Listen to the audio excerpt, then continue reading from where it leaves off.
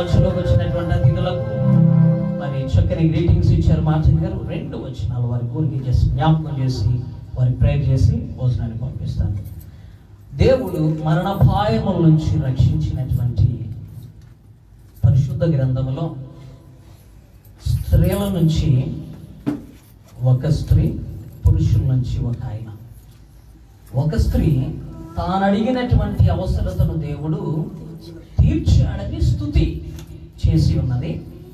ఒక ఆయన దేవుడు తన మరణాపాయములను తప్పించి ఆయన దేవుడు బ్రతికించాడని ఆయన దేవునికి స్తుతి చేశాడు. అంటే మేల్ ఆర్ ఫీమేల్ వీళ్ళిద్దరు, పురుషుల నుంచి ఒకరు స్తుతి, స్త్రీల నుంచి 2 స్తుతులు మీరు జ్ఞాపకం చేయొచ్చు. లేకపోతే నెంబర్ 1 హన్నా చేసినటువంటి స్తుతి. సెకండ్లీ హిజ్కియా మహారాజు మరణాపాయము నుంచి తప్పింపబడిన తర్వాత హిజ్కియా చేశాడు గొప్ప స్తుతి దేవునికి. అవసరత తీరిన తర్వాత హన్నా దేవునికి స్తుతి. ఈ 2 స్తుతులు మీరు సమయాలు మొదటిగా అటు యెషయా రాసిన 38వ అధ్యాయం చూసుకుంటే ఏం తీయదో జస్ట్ జ్ఞాపకం అంతే.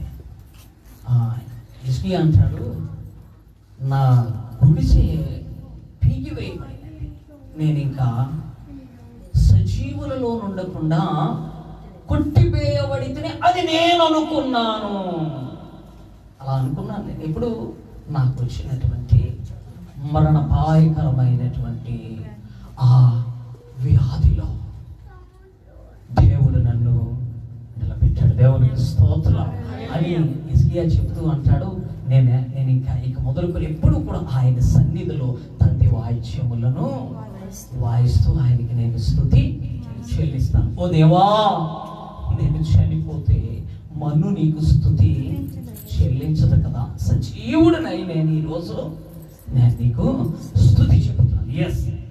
యేసుబాబు కావచ్చు, యేసుబాబు పక్షంగా సోదరి తల్లి దేవునికి సజీవులుగా ఉన్న కుమారుడి బట్టి ఏం చేస్తున్నారు?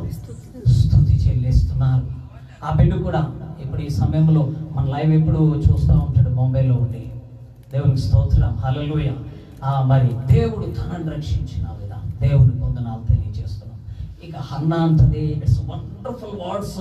ఆమె ఆ వచనాలు ఉపయోగిస్తూ అంటది, నీ వంటి దేవుడు ఎవరున్నారయ్యా లోకంలో. ఏమంటున్నామే? ఆ స్తుతి, నీ వంటి దేవుడు ఎవరున్నారయ్యా ఇలాంటి కార్యాలు చేయడానికి. చివరిలో మాట్లాడుతుంది, గొడ్రాలు 7 పిల్లలను అంత అంత శక్తివంతమైన దేవుడు. ఇంకో మాటలో చెప్తా, నేను ఆశ్రయించినటువంటి వాడు. ఆమేన్. ఇక్కడ కూడి ఉన్న మనందరం ఎలాంటి శక్తి కలిగిన దేవుని దగ్గరికి వచ్చాము అంటే మనము నేను ఆశ్రయించిన వాడు, యేసుబాబు ఆశ్రయించినటువంటి వాడు. తల్లి సులోచనమ్మ, పెద్ద పాప, బంధువులు, మనం విశ్వాసులమైన మనం, కష్టాల్లో ఉన్నవారు, అనేక ఆయన చెంతకు వస్తున్న అందరూ మనం ఆశ్రయించినటువంటి దేవుడు వంటి దేవుడేడి ఆయనే గొప్పవాడు. ముఖ్యంగా ఆయన శ్రమల్లో ఉన్న వారిని ఆదుకున్న దేవుడు, కార్యాలు చేసే దేవుడు, స్వస్థపరచు దేవుడే. ఆ బిడ్డను జ్ఞాపకం చేస్తూ తల్లికి సులోచనమ్మ గారికి మంచి వచనాన్ని నేను చెప్తున్నాను. నేను ఈ కూటమి గురించి ఆలోచించినప్పుడు దేవుడు బయలుపరిచిన మంచి మాట. 33వ కీర్తనలో 2వ వచనం అంటాడు, స్తుతి చేయుట యథార్థవంతులకు శోభస్కరము. స్తుతి చేయుట యథార్థవంతులకు శోభస్కరము. ఇప్పుడు మార్టిన్ గారు దాన్ని ఏమని మనకి వివరించారంటే, ఈ లోకంలో ఉన్న వాళ్ళు వాళ్ళ ఇంటి దగ్గర ఉండి ఏం చేయలేరు, వాళ్ళు స్తుతి చేయలేరు. అలా చేయటం శ్రేయస్కరం అన్న సంగతి వాళ్ళకి తెలియదు. మనమైతే ఆయన పాదాల దగ్గరికి వచ్చి స్తుతి యథార్థవంతులు, ఆయన చేసిన మేళ్ళని ఉపకారాలని గుర్తు పెట్టుకునే వాళ్ళు ఎవరో తెలుసా? యథార్థవంతులే. అన్యాయస్తులు ఆయన చేసిన ఉపకారాలని మేళ్ళని గుర్తు పెట్టుకోరు. అందుకే అంటాడు దావీదు, స్తుతి చేయుట యథార్థవంతులకు శోభస్కరం. దేవుడు మిమ్మల్ని దీవించును గాక. కాబట్టి మీరు దేవునికి ఏం చేస్తున్నారు? స్తుతి చేస్తున్నారు. దేవుడు దీవించి ఆశీర్వదించి కాపాడును గాక. ప్రేమ స్వరూపుడు దయగల తండ్రి, మీ అపారమైన ప్రేమ బట్టి వందనాలు తెలియజేసుకుంటున్నాను. ఈ ప్రశస్తమైన సమయాన్ని బట్టి మీకు స్తోత్రం. మా మధ్యలోకి వచ్చినటువంటి మా ఆత్మీయులు ప్రియులు మార్చిని ఇచ్చిన గ్రీటింగ్స్ బట్టి నీకు వందనాలు తెలియజేసుకుంటున్నాం.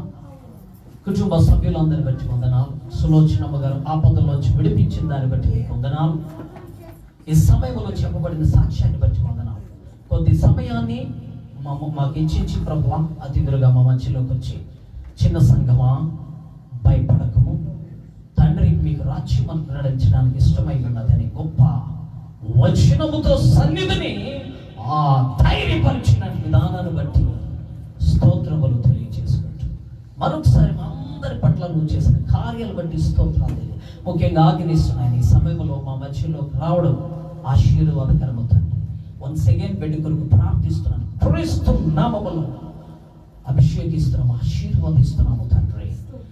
నాయన తల్లి, ప్రతి ఆల్ నైట్ ప్రార్థనలో ఈ బిడ్డల కొరకు ప్రార్థన చేస్తున్నాయన, ప్రతి ఆల్ నైట్ ప్రార్థన అంశములు రాస్తున్నాయన, ఎవరి ప్రేయర్ నాయన బిడ్డల కొరకు నాయన తను ఎంతగానో ఈ సన్నిధిలో అయ్యగారు ప్రార్థన చేయండి బిడ్డల కొరకు. కాబట్టి నాయన ఈ ప్రార్థన శక్తి ద్వారా నీవు బిడ్డలను ఎంతగానో మరి నీవు కాపాడుతున్న విధానాన్ని బట్టి నాయన కృప వెంబడి కృపతో ముందుకు నడిపిస్తున్నందుకు నేను మీకు స్తోత్రాలు తెలియజేస్తూ బాలుడు గారు ఆనంద్ గారు నేను జ్ఞాపకం చేసుకుని డ్యూటీలో ఆశీర్వాదం, మార్చిన్ గారు వారి షాప్స్లో పరిచర్యలో, మా మధ్య రాజ్బాబు గారు ఫ్యామిలీ వారి యొక్క పరిచర్యలో కుటుంబాలు అందరినీ ఆశీర్వాదిస్తూ దీవిస్తూ సన్నిధికి వచ్చిన బిడ్డలందరినీ మా సంఘ ప్రియులను ఆశీర్వాదిస్తూ యేసు ప్రశస్త నామములో బ్రతుకులాడి వేడుకొనిచున్నాము తండ్రి. ఆమేన్. దేవుడు దీవించును. Okay, continue. ఒకరు వచ్చి పాట పాడండి.